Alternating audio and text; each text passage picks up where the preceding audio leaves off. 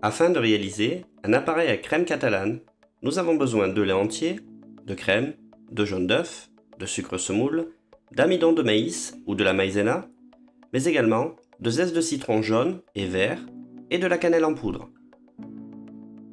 Disposez dans une russe le lait, la crème, le zeste de citron vert, le zeste de citron jaune et la cannelle en poudre.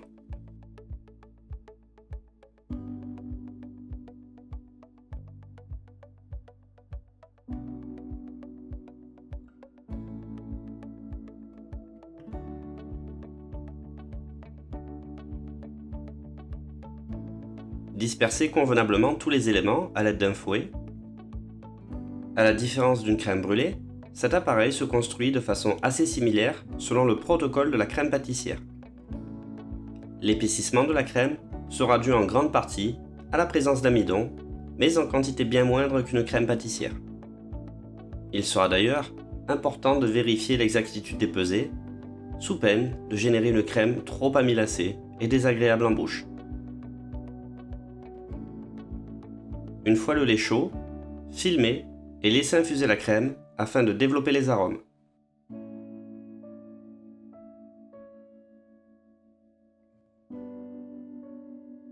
Une fois le lait infusé, défilmez et chinoisez le tout afin de conserver uniquement le lait aromatisé, mais pas les morceaux de zeste qui peuvent procurer des sensations désagréables à la dégustation.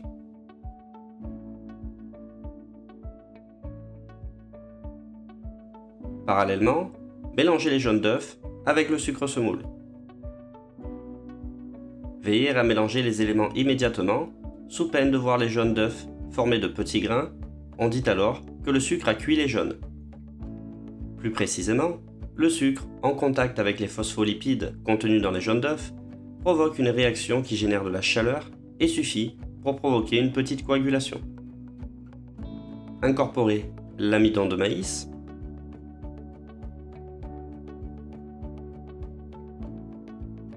bien mélanger cet appareil afin de ne pas former de grumeaux. Au niveau HACCP et plus généralement de l'hygiène, il est important de maîtriser le protocole. Pour éviter tout risque bactériologique, on peut privilégier l'utilisation de jaunes d'œufs pasteurisés qu'on appelle ovoproduits, à l'instar d'œufs coquilles qui peuvent présenter un risque de contamination si la manipulation des œufs n'est pas conforme. Une fois le lait bien chaud, transvasez une partie de celui-ci sur l'appareil en effectuant le mélange hors du feu pour éviter tout risque de brûlure ou d'épaississement prématuré. Délayez le mélange et reversez le tout dans la russe.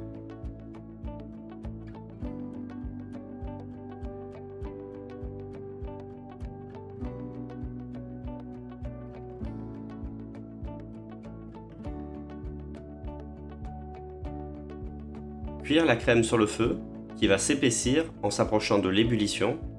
En effet, ce n'est que vers l'ébullition que l'amidon contenu dans la maïzena commence à effectuer son travail et apporte la consistance si caractéristique de la crème. Veillez à mélanger convenablement sans trop générer de mousse.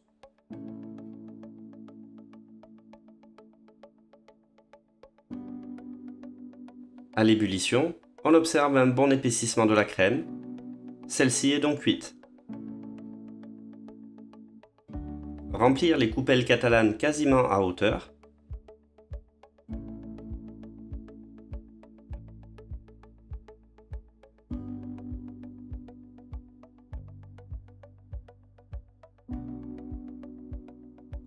Filmer au contact et refroidir rapidement jusqu'à tiédissement de la crème.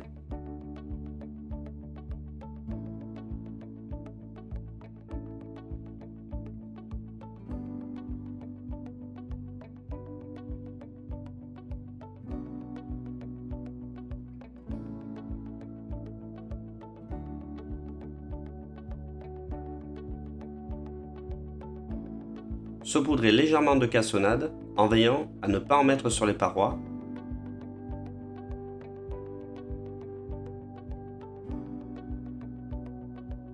Caraméliser avec le chalumeau ou à l'aide d'un fer.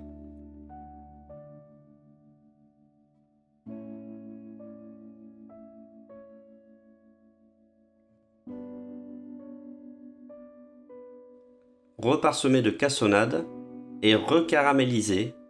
En effet, 2 couches génèrent plus de craquant, plus de contraste. Évitez l'utilisation de la salamandre qui risque d'entraîner une seconde cuisson de la crème et de rendre celle-ci granuleuse. On parle de formation de nid d'abeille.